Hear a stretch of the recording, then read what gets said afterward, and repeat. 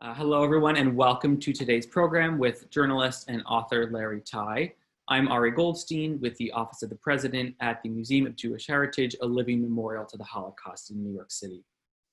Larry is a New York Times bestselling author who's written 8 books. It's 8, right, Larry? It is 8. 8 books, including biographies of Edward Bernays, Satchel Paige, Superman, and Bobby Kennedy. He also authored Homelands, Portraits of the New Jewish Diaspora, which explores the Jewish renewal underway from Boston to Buenos Aires. And there's a Jewish twist to his Superman book, which he spoke about at the museum back in 2013.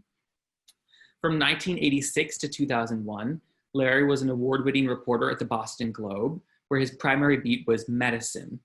He's also taught journalism at Boston University, Northeastern, and Tufts, and he's currently writing a book titled The Jazz Men about Duke Ellington, Louis Armstrong, and Count Basie.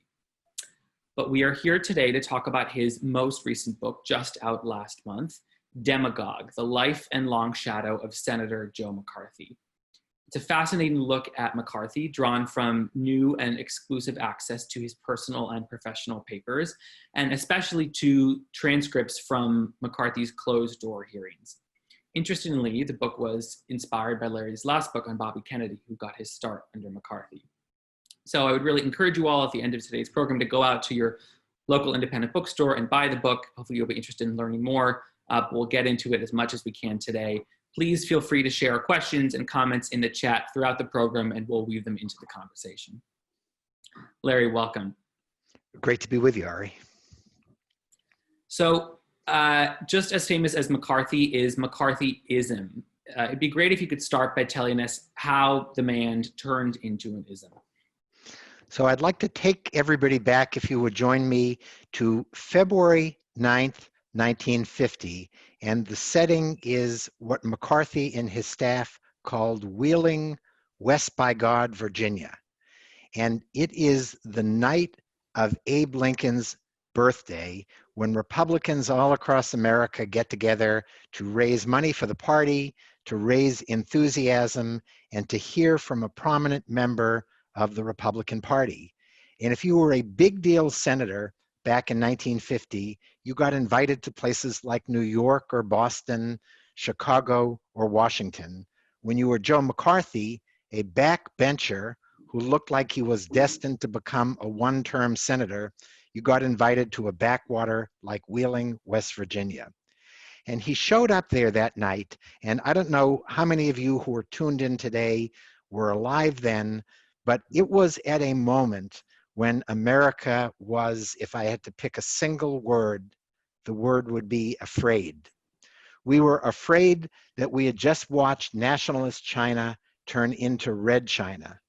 We were afraid that we had just seen the atomic spies, Julius and Ethel Rosenberg, arrested, tried, and sentenced to death for passing on atomic secrets from our scientists to the Soviet scientists. It was a moment that we were so afraid of the Soviet Union that we were about to teach our children something that nobody who didn't live through it would ever believe. And that was what was called duck and cover. And it said, it was a theory that if there was an atomic bomb that hit you, if you were a school child in a classroom, all you had to do was put your hands over your head and duck under your desk, and you'd be okay. And that was how afraid we were in America the night that Joe McCarthy showed up in Wheeling, West Virginia. And he came there with a large briefcase. And in that case, he had 2 speeches.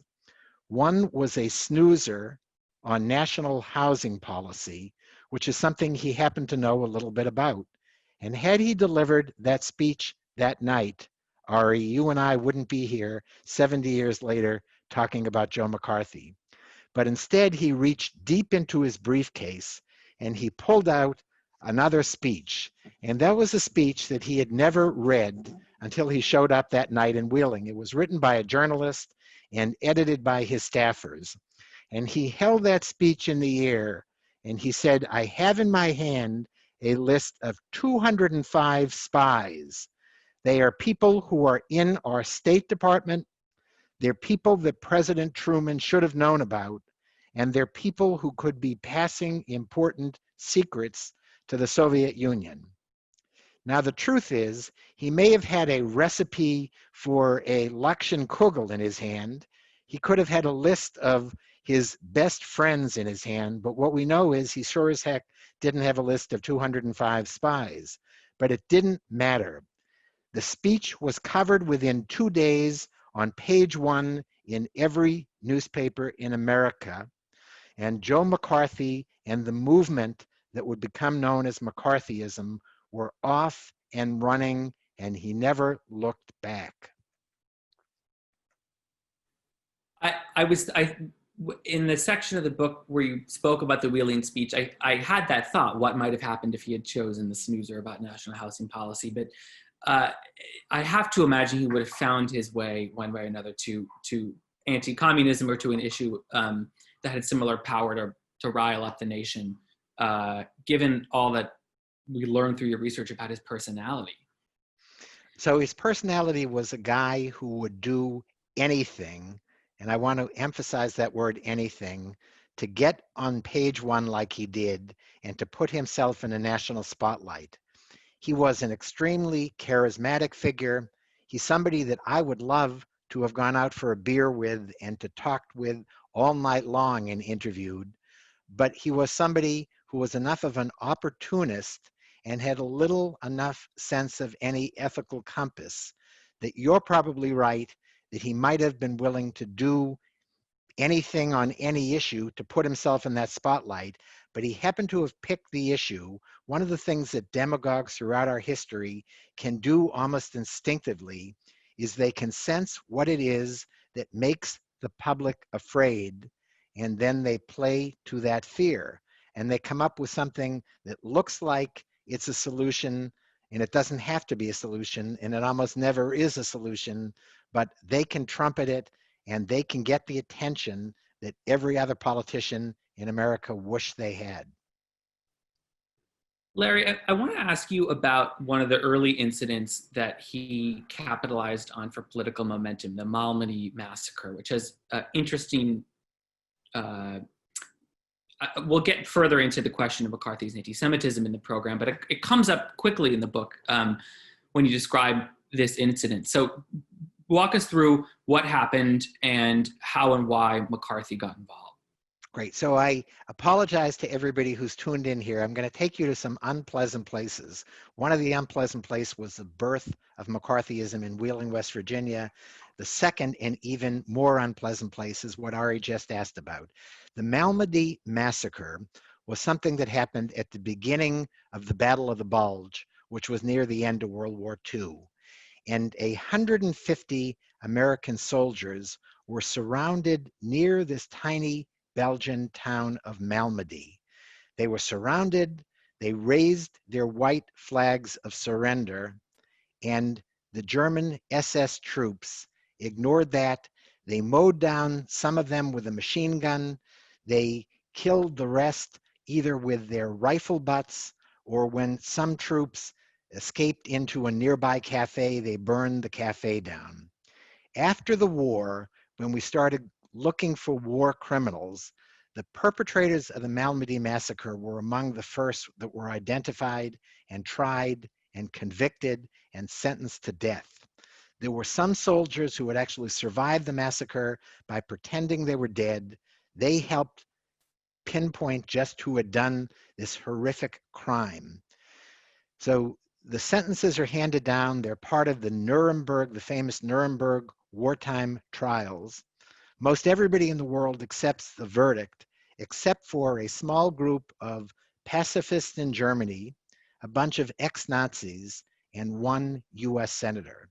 And the year before that Wheeling speech, Joe McCarthy is raising heck about the Malmedy verdicts, saying not just that this was what he called victor's justice, this was the winners in the war looking for scapegoats among the losers, but he said the verdicts were especially tainted because too many of the prosecutors were Jewish, and therefore they of course couldn't be objective about anything going on with the Nazis. He raised heck. His fellow senators examined everything that he and the other questioners were saying were wrong with the Malmody verdicts, the Senate, this group of senators and the Senate as a whole, concluded that McCarthy was way off base. And I'm convinced if the press and the public had seen Joe McCarthy at work in 1949, that people would have been incredibly skeptical of him in 1950. But the sad truth is that very few people paid attention to his role in Malmedy, and it's only with the hindsight of history that we go back and say that was an early indicator of just how sinister Joe McCarthy could be. Do you think he chose to engage the issue in that way? I mean, it seems clear that he had some anti-Semitic sentiment. It's challenging to pinpoint intention, but I don't see why he chose that issue. I mean, it was probably not politically popular in the immediate post-war aftermath in the US. Did you find at any point in your research that the large German population in Wisconsin was part of his political calculus, or maybe created an atmosphere of latent anti-Semitism that informed his development of an ideology? So I think that's a great question. And I think that a guy who was a legitimate war hero like Joe McCarthy, defending Nazi SS troops who perpetrated this deadliest of World War II massacres, the idea of him defending that is a huge mystery. I think he did it partly, he was a quarter German himself, but I don't think that necessarily explains it. He clearly had a large German constituency back in Wisconsin, but it would be doing them a disservice to say that they would want to see him defending these assassins. Why he did it, it is unclear. I think that Joe McCarthy just liked to throw bombshells, and he liked to go against the grain of where the conventional thinking was in the Senate and in the country. And the idea that he did it in what I think is a despicable way that he did is partly a mystery and partly a sense of who this guy was. And taking on them was just a sign of how he was willing to do anything. And ironically, he didn't get the spotlight he wanted then, and he had to wait a year later in Wheeling when he gave his famous speech. Do you know, I mean, you have a whole chapter in the book on all the people, on the collateral damage of McCarthyism and the people whose lives and careers were ruined. And it wasn't just McCarthy. I mean, prior to him, and some of the other investigations led by others of people in Hollywood. And in the back of my mind when I read this is I'm noticing all the Jewish names. Do you know if were Jews disproportionately represented among those that McCarthy and his cronies in the anti-communist crusades chose to pursue?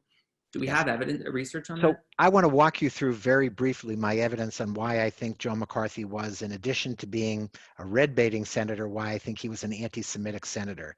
And the evidence is that he used repeatedly with his friends in a way that they testified to afterwards. He used slur words like Heb, and like one that people who are tuned in now might or might not be familiar with, which was Sheeny. And that was a very popular anti-Semitic slur in that era. But more importantly, he did what you were just describing. When he went after the army, when he went after other institutions, there was a disproportionate sense, disproportionate in terms of the numbers of people that he targeted that were Jewish. And it's not me just as an author coming and looking to make a case against him. It was the Anti-Defamation League at the time that said something smells rotten, and they did an investigation. It was also the fact that when he hired his top aide, a brilliant, arrogant Jewish lawyer from New York named Roy Marcus Cohn, when he hired him, a lot of people looked and said, geez, we thought he might be anti-Semitic, but he of course can't be. He has as his top aide, as his chief counsel and chief of staff, Roy Cohn. But even then, at the same time he was hiring Roy Cohn and relying on his advice, McCarthy was telling his friends, I did that as a fig leaf. I did that because groups like the ADL are coming after me. So how do you show you're not anti-Semitic? You hire as your top aide a Jewish lawyer. And even then, he was showing with his friends what I think were his true colors.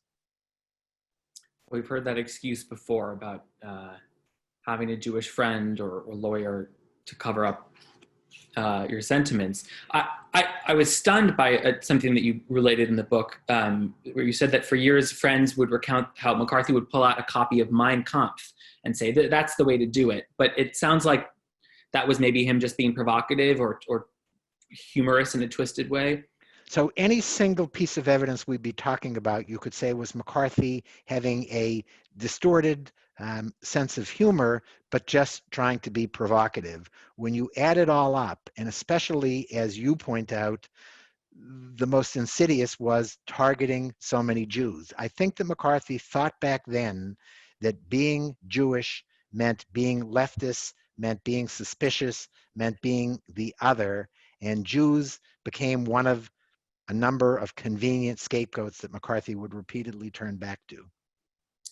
There's a good question here from Harold Weil. What was McCarthy's take on Israel? So McCarthy was actually a supporter of Israel, but so I could point to a lot of anti-Semitic people in Congress and elsewhere who, for various reasons, either because of the fig leaf kind of reason or because they actually believed in what Israel was doing, could at the same time hold in their mind and hold in their public attitudes being pro-Israel and anti-Semitic. And I think McCarthy's support of Israel was because he really did believe in what Israel was doing. His anti-Semitism was part of an America First kind of populism that we see evidence of today as well, that somehow anti-Semitism is part of their whole mix and being anti-East Coast, anti-elitist, and anti-Semitic. Hmm. So I want to shift for a minute from one type of prejudice in McCarthy's life to another, and ask you about the Lavender Scare. McCarthy, you can say it better than me, but my understanding is that only in recent years have scholars begun to focus on the way that he targeted gay people in addition to targeting communists, Jews, and others. Bring us through that. Sure. So I want to say that Joe McCarthy was an equal opportunity bigot. And in addition to being anti-Semitic and anti-red or leftist or whatever pinko that he was absolutely a gay bashing senator.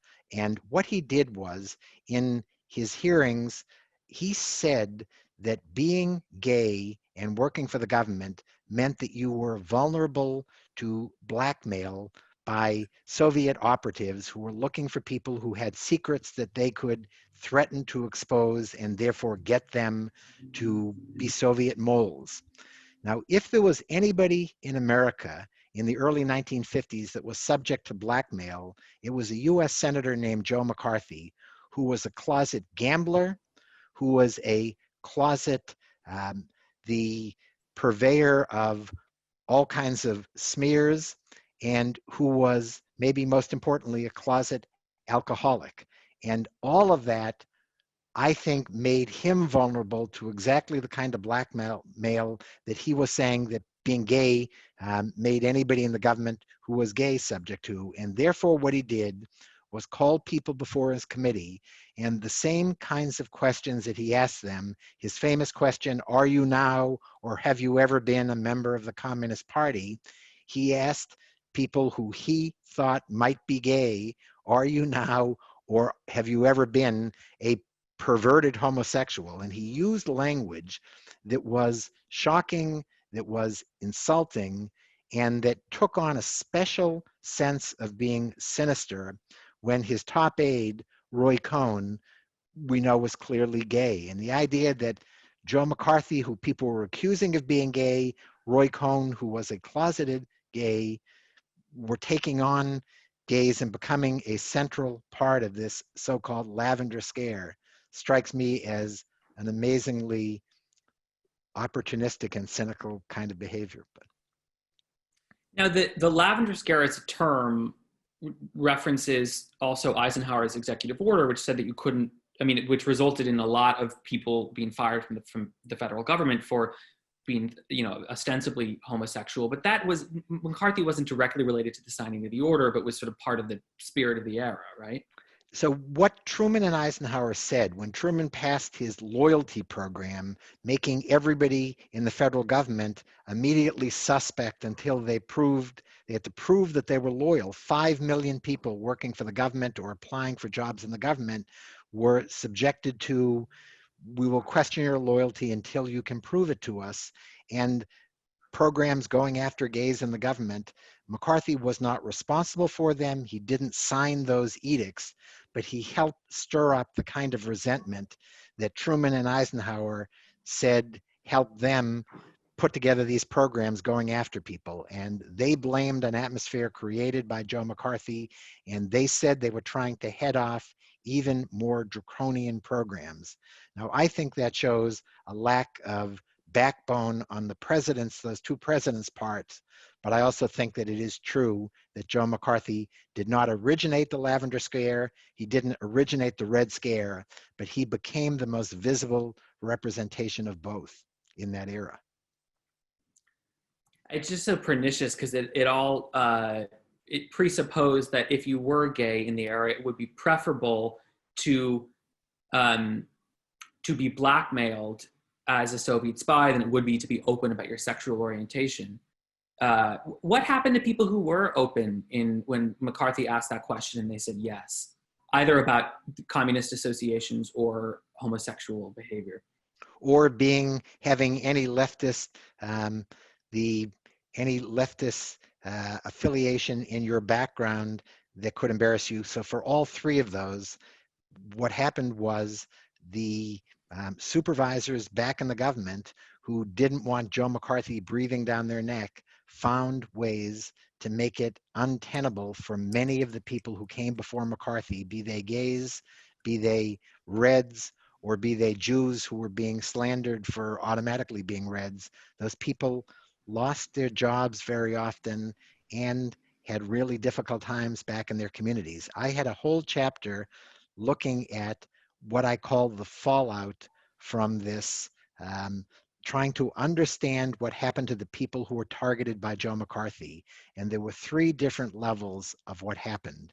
One was there were nearly a dozen people, including 2 US senators, that I could point to with what I thought was convincing evidence that they took their own lives because they were targeted by McCarthy.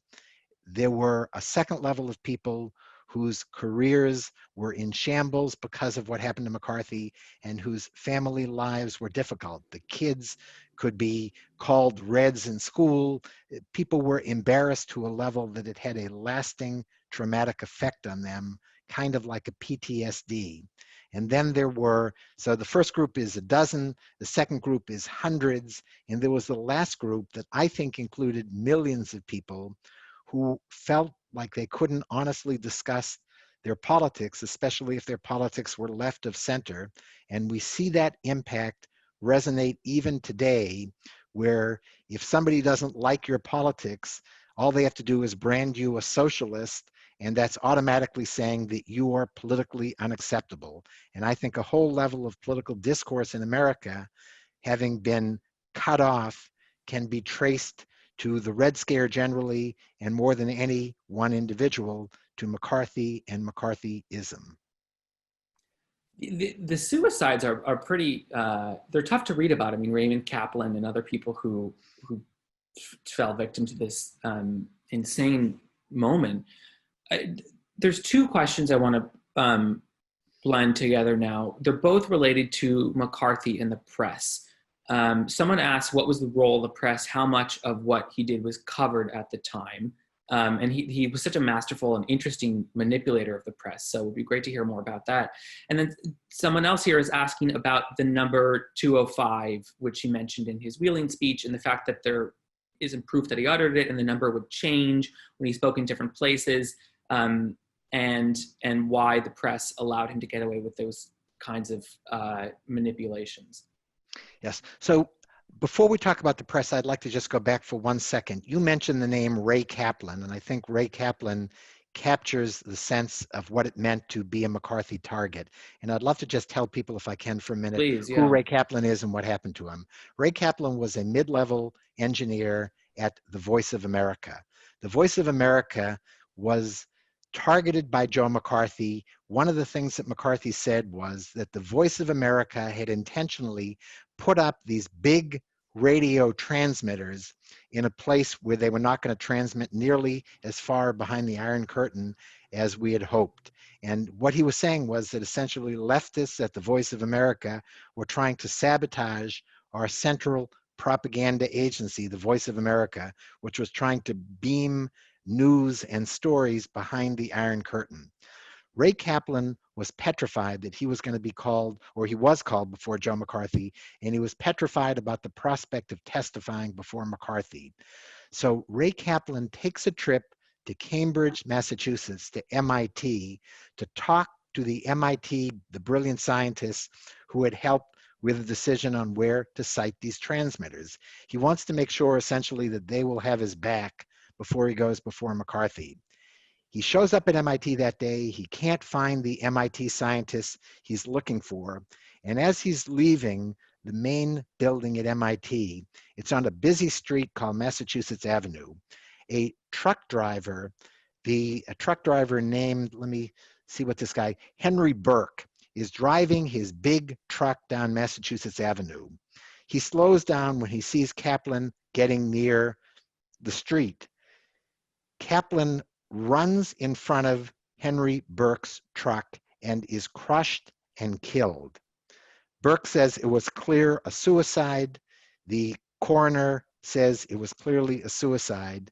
Kaplan left behind a note for his wife, Lil, and his young son, David, essentially telling them, he says, and I want to just quote this, "I have never done anything that I consider wrong, but I can't take the pressure on my shoulders anymore." He's basically saying that he was innocent of anything that McCarthy was charging him with, and McCarthy wasn't even really charging him. He was just so anxious about it that he found that suicide was the only way out. So I'm skeptical as a journalist and author coming along half a century later. I'm skeptical about blaming Joe McCarthy for that death. So I tracked down a guy named George Jacobs, who was Kaplan's supervisor. And I said to him, is it really fair to draw that connection? And I want to read you just one line of what Jacobs said. He said, balancing all the nuances that always are involved with someone taking his own life, he said, still, it was cause and effect all the way. If there had been no Joe McCarthy, we would today have Ray Kaplan. I saw people who said that time and again about suicides that were connected to McCarthy. Their children who made the connection, people who had compelling evidence. And that's the kind of impact that Joe McCarthy left us. So the question that I should be answering now is the question Well, about let me McCarthy. ask you Yeah, a please. follow-up before you get Great, to the okay. press. How McCarthy's become this larger-than-life figure since his death, and an ism before his death. Do you think any of the assignment of blame has been, for these suicides, has been sort of contorted by what we've come to associate with him in the era? Like, is there a defense to be offered of him not being directly responsible? So that's what I thought, and that's what I felt like. McCarthy isn't here to defend himself, and Roy Cohn isn't here to defend him. So I had to go in as the ultimate skeptic. And in case after case, I took my skepticism to people like George Jacobs, who were there and who knew the circumstances. And when he says something to me, like if there had been no Joe McCarthy, we would have Ray Kaplan, I took it as compelling first-person evidence. But if there was just one person, if Ray Kaplan was alone, I would say, geez, this is the only case I could dig up, and I'm not sure I believe it. But when I could point to senators like Robert La Follette or like Lester Hunt from Wyoming, whose children told me that Joe McCarthy's pressure on their father was why their fathers went and stuck a gun to their head and killed themselves. When I talked to people case after case, I thought that as fair as I could try to be to Joe McCarthy, the evidence was compelling, and it wasn't just me out there trying to indict him, but he indicted himself through his actions. And I want to, before we get to the question of the press, I presume everybody knows what Joe McCarthy looks like, but I want to just show you a couple pictures of the guy we're talking about. Yeah, they may not. Please do. This is Joe McCarthy in his early days, where he was in World War II on a South Pacific island. And much as the press doubted that he was the tail gunner that he looked like in this picture, the evidence that I saw of his real-time World War II handwritten diaries and testimony from his squad mates in the Marines showed that he was in fact the tail gunner. He volunteered for these missions. He put himself very much in harm's way, and he deserved the 12 medals that the Marines gave him. And the reason people didn't believe him that he was a real war hero was that he embellished and lied often enough that when he was telling the truth, they still weren't sure that it was the truth. This is a picture of Joe McCarthy. As we're looking at the picture, the guy to his right is Roy Cohn. The guy to his left is a young aide named G. David Shine. And this is during the famous Army McCarthy hearings. And the last picture I want to show you is this is Joe McCarthy at his Marine burial at the funeral in his hometown of Appleton, Wisconsin. And the woman with the hat with the bow in the front row, is his widow, Jean McCarthy. And so I think that's enough of what McCarthy looks like. And now I'd like to answer the question that somebody's been very patient and waiting for me to answer, and that is Joe McCarthy in the press. I was for most of my life a journalist, and I am embarrassed by how Joe McCarthy was able to manipulate the press and how they helped enable his rise. From that first day in Wheeling, West Virginia, where he gave that famous speech on 205 spies at the State Department, the press accepted at face value his charges. They ran his story on page 1, and the response always came a day or two later on page 24. But McCarthy was brilliant at knowing how to manipulate the press.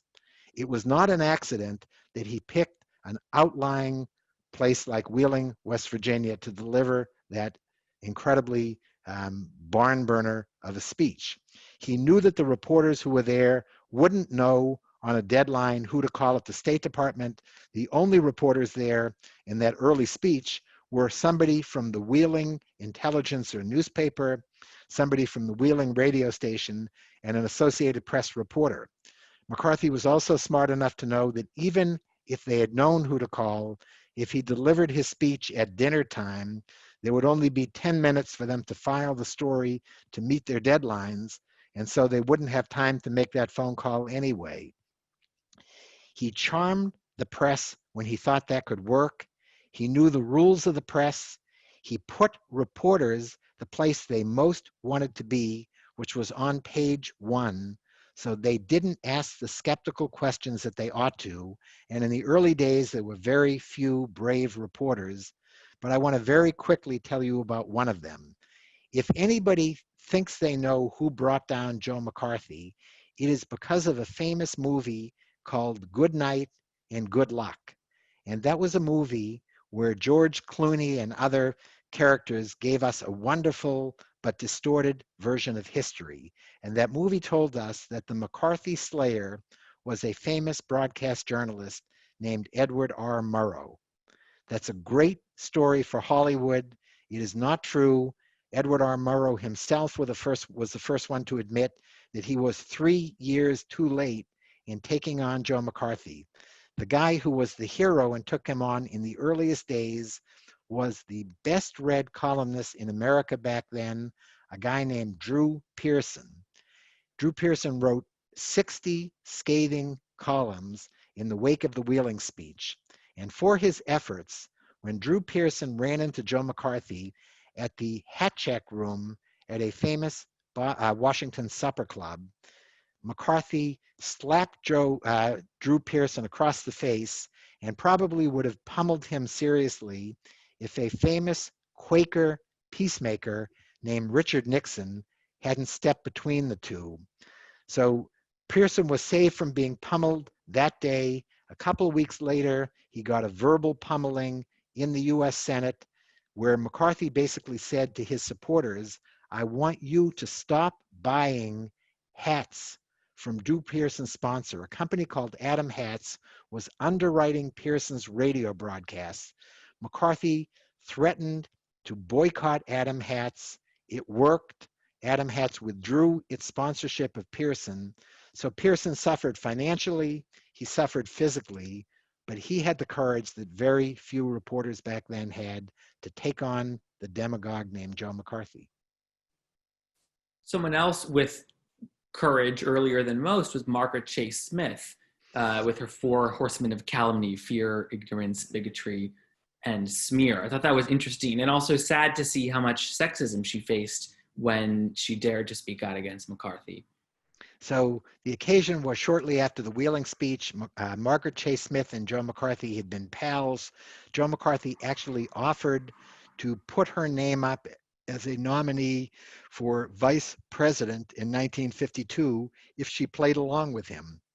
Margaret Chase Smith, who was the only woman in the Senate, is also the only senator who had the courage to do what she called declare her declaration of conscience, saying that everything McCarthy was doing was not just wrong, it was un-American. She got 6 moderate Republicans to go along with her and sign this declaration. And after she read her speech, McCarthy first did brilliant name calling. He called Smith Snow White and her 6 dwarfs, the 6 senators who went along with her. Then he went to Maine when Smith was next up for re-election and tried to beat her. And McCarthy took a bulldozer to anybody who stood up to him. It worked often enough that senators were intimidated. And I think this is a lesson to politicians in Washington today, that the only thing that history really remembers Margaret Chase Smith for, other than her gender, was standing up to Joe McCarthy.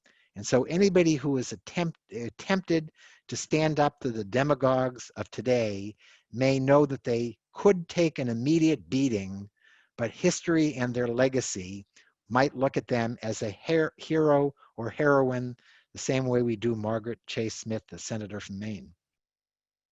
And wasn't it Susan Collins, who now holds her Senate seat in Maine, who helped unseal the transcripts that are part of the foundation of your book? Yes, so I interviewed Susan Collins and asked her why she helped unseal those records. And Susan Collins, who chaired the same subcommittee that Joe McCarthy chaired, the famous Permanent Subcommittee on Investigations, Susan Collins looked as her mentor to Margaret Chase Smith. She wanted to do something that would honor the memory of Margaret Chase Smith and would reveal how sinister Joe McCarthy was. So she unsealed the 9,000 pages of transcripts that showed what Joe McCarthy was like when he went behind closed doors and tossed out the press and tossed out the public. Those transcripts were extraordinary. They showed that any pretense of recognizing the rights of the accused went out the window along with the press and public. They showed that in the morning, Joe McCarthy in those hearings, when he was sober, was relatively reasonable. In the afternoon, when he had his trademark lunch of a hamburger, a raw onion, and plenty of whiskey, you didn't want to confront Joe McCarthy in the afternoon. His fuse got really short, and he would take you apart, in part because I think, and his medical records show, that he was often inebriated. But Margaret Chase Smith stood up to him in all those things, and I think that it is a lesson for today. Did he really have a raw onion for lunch? He did just about every day. He had a raw onion, and it may have been easier to, I think one reason he might have had a raw onion is to disguise the whiskey on his breath, but who knows? That and Roy Cohn dating Barbara Walters are some of the more memorable tidbits from this story, which is full of surprises. So there's a lot of questions about Trump in the chat, and I wanted to wait to get to it until we covered some of the history, because it's such a rabbit hole. But you don't hold back in the prologue and the epilogue in making comparisons between what you perceive as the demagoguery of Trump and McCarthy. Was that, and you started to write this book around the time of the 2016 election. So how did you come into the project in terms of thinking about these parallels, and then where are you now? So I want to just turn around something you said, and I wanted to say I did hold back. As much as it was tempting to talk about Donald Trump in every page, I only mentioned his name in the preface and in the epilogue. But one could argue that you could randomly pick out a page in the book and think, if you changed the name McCarthy to Trump, you could think legitimately you were reading about lots of things today. And we can talk about that. I came to the project the week before the 2016 election. I had signed a contract with a major publishing house to write a very different book, to write a biography on Barack Obama. But the day after the election, it became clear to me that we will not know Barack Obama's true legacy until the end of the era of Trump. And it became clear to me that the story of Joe McCarthy was no longer just what seemed like a story of ancient history. It was a story that we had to understand what was going on in America today. My book is called A Single Word Demagogue, rather than being called a single word McCarthy, because as the first line in the book says, this is a story about America's love affair with bullies. We have had a uniquely American strain of bullies and demagogues going back to our earliest days. They were people whose names may be familiar to people who are tuned in here today, people like Huey Long, the governor and senator and dictator from Louisiana, people like the Jew-baiting radio preacher from Michigan named Father Charles Coughlin, who was the archetypal anti-Semite. And there were people who came after Joe McCarthy, like George Wallace and David Duke. But the single archetype of all of American demagoguery, the one who best captured the spirit of the demagogues who came before and who gave us the playbook for the ones who came after, was Joseph Raymond McCarthy. And the single person, and we can talk about this any way that you want to, the single person today who is the master of the McCarthy playbook is our 45th president. Regardless of your politics, it's hard not to see the parallels also around the masterful manipulation of the press and sort of being tapped into angers and fears that are held by average Americans. I think some of the folks that would reject the comparison between Trump and McCarthy as men would embrace the comparison between McCarthyism as a social culture and cancel culture today. I mean, McCarthyism was sort of the ultimate canceling of people who held views that were counter to what was seen as the prevailing wisdom around communism. Do you think that's specious, or are there elements of our contemporary willingness to censure people who hold views outside of liberal orthodoxy that you feel are concerning and reflective of history? So the short answer is yes, and the longer answer is those kinds of parallels are interesting and compelling, but to me, the more compelling parallels are behavior of politicians and sort of the playbook on how you get elected and then what you do when you're in office. And I want to say that this is not a comparison that I'm making lightly, and it is not a comparison that I'm making without substantial evidence. And one piece of that evidence that I want to talk about for a minute is that there was a flesh and blood through line from Joe McCarthy to Donald Trump. As we've talked, there was a young lawyer from New York named Roy Cohn, who, when McCarthy took over the chairmanship of his subcommittee in 1953, he brought in Roy Cohn. Roy Cohn was his protege. Roy Cohn was his most trusted advisor. And Roy Cohn played to every dangerous instinct in Joe McCarthy's bones.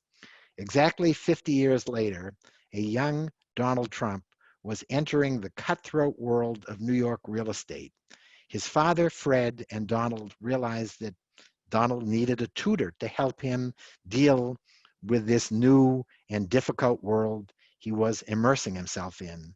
The tutor that they found was Roy Marcus Cohn, who passed on to Donald Trump not his own version of how to deal with that cutthroat world, but the version that he learned at the knee of Joe McCarthy.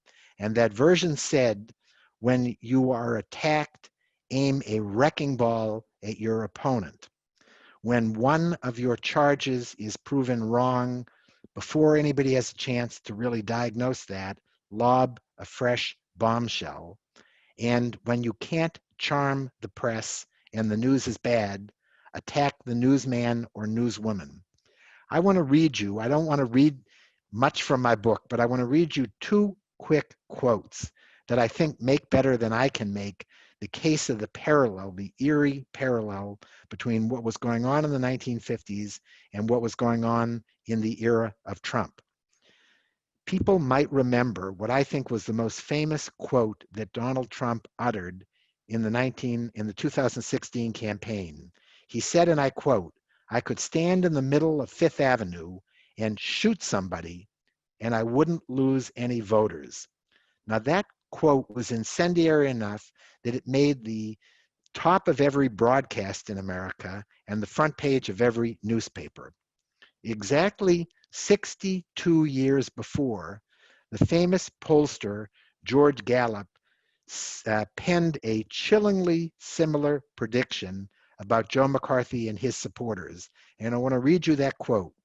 He said, "Even if it were known that McCarthy had killed 5 innocent children, his supporters would probably still go along with him." I think those kind of parallels and that kind of echo is happening repeatedly.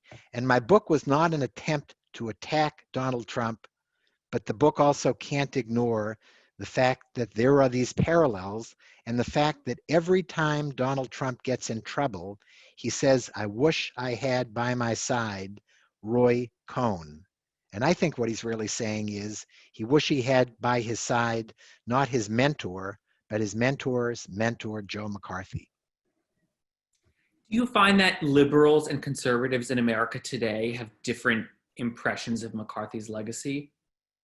So I He's sort of find that, universally disliked, isn't he? so I went into the project thinking exactly that Joe McCarthy was enough in our distant past and had been repudiated enough that he would be universally disliked.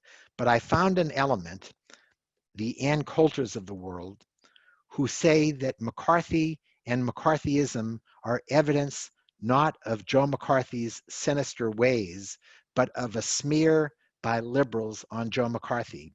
There was actually a book written suggesting, a book by the title Blacklisted by History, suggesting that Joe McCarthy was not the blacklister, that he was the one who had been blacklisted.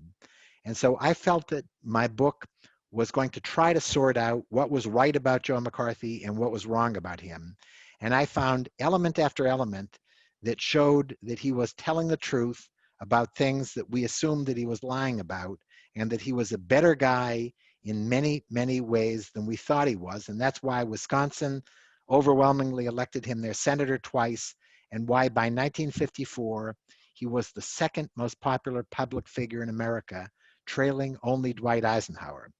But having said that, I found 100 other ways, many more ways, that he was more sinister than we thought and created more havoc, lasting havoc, and ruined more lives than we ever dreamed that he had.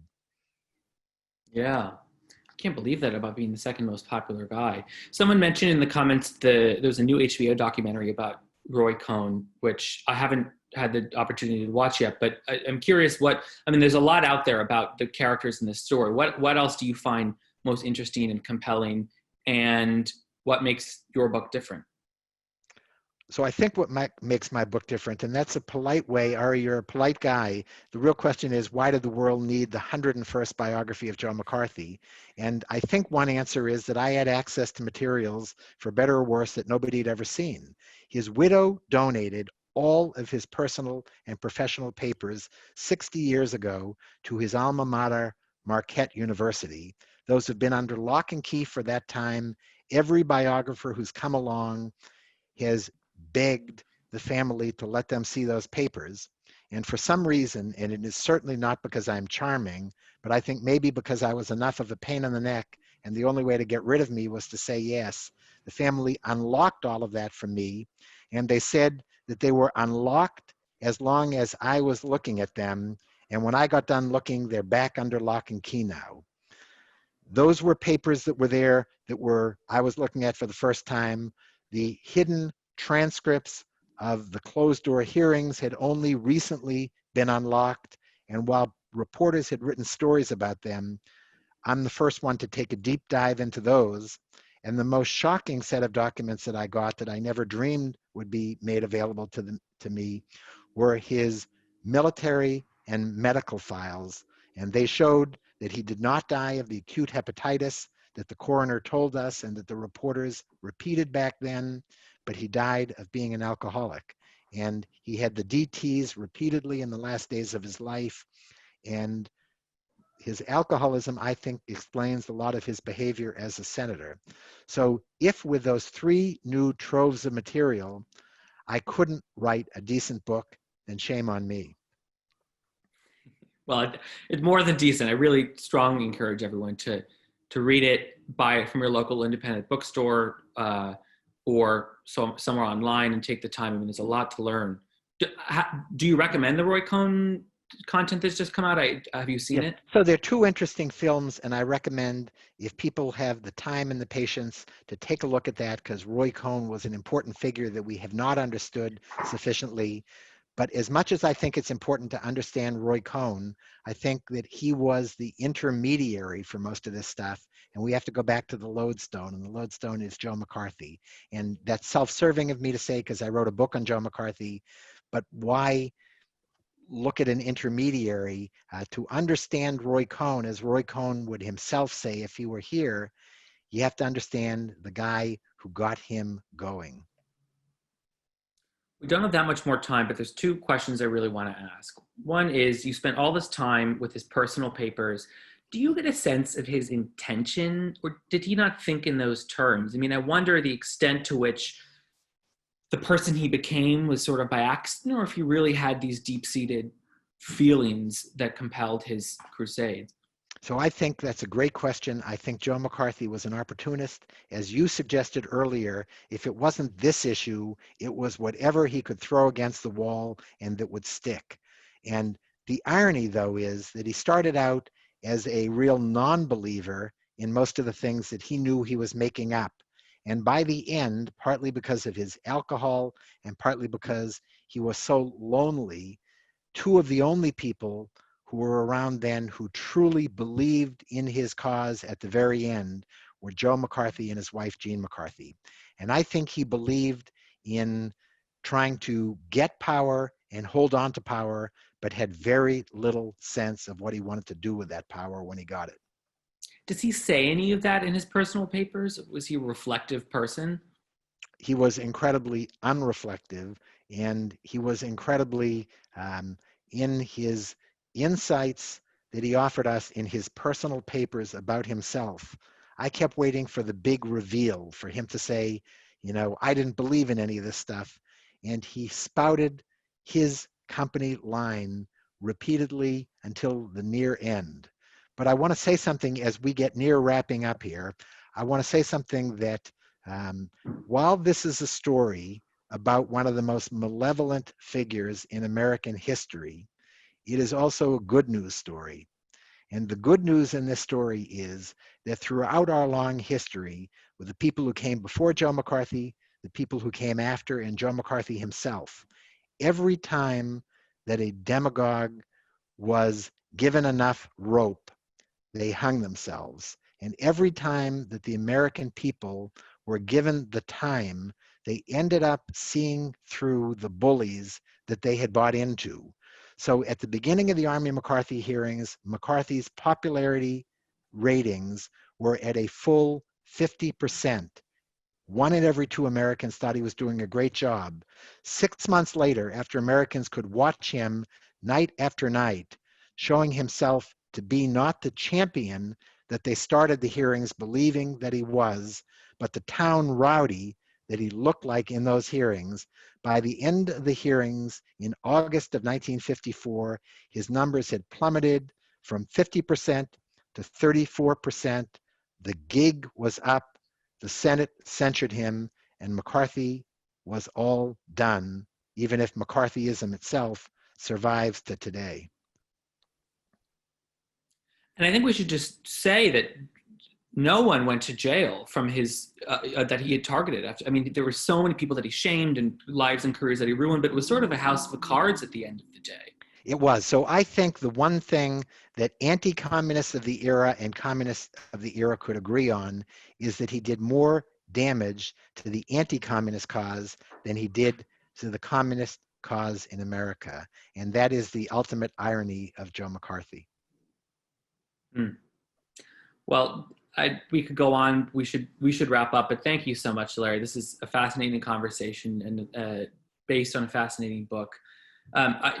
To all of you watching, do go read it and tweet about the book and engage in the public conversation about McCarthy's legacy, which has a lot of different interesting manifestations and consequences today.